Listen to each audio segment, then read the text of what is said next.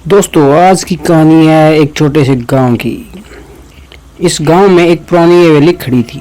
लोग कहते थे कि हवेली में रात के समय अजीब अजीब आवाज़ें आती है। गांव वाले उसे भूतिया हवेली कहकर बुलाते थे और वहां जाने से भी डरते थे। एक दिन गांव में एक युवक आदित्य, जो साहसी और तर्कशील था, ने हवेली में रात बिताने का फैसला किया। वह सोचता था कि यह सब केवल अफवाहें हैं और उसके वैज्ञानिक दृष्टिकोण से हवेली में कोई भूत प्रेत नहीं हो सकता।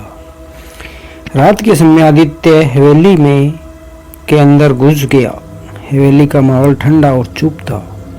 जैसे जैसे रात बढ़ी, हवेली की चुप्पी में और अजीब अजीब खटखटा होने लगा।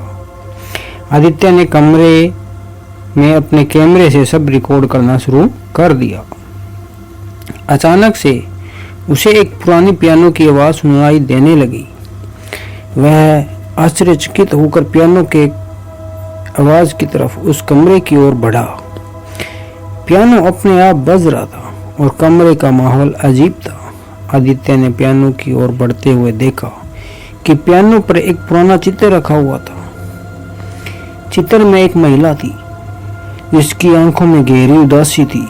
आदित्य ने तस्वीर को ध्यान से देखा और उसे पीछे एक पुरानी चिट्ठी मिली। चिट्ठी में लिखा हुआ था कि हवेली के मालिक ने अपनी पत्नी को धोखा दिया था और उसने हवेली में आत्महत्या कर ली। उसकी आत्महत्या अभी भी हवेली में उसकी आत्मा भटक रही है और शांति की तलाश में थी। आदित्य ने चिट्ठी पढ़ी और समझ गया कि हवेली में जो कुछ भी हो रहा है वह उस महिला की आत्मा की बेचैनी का नतीजा था।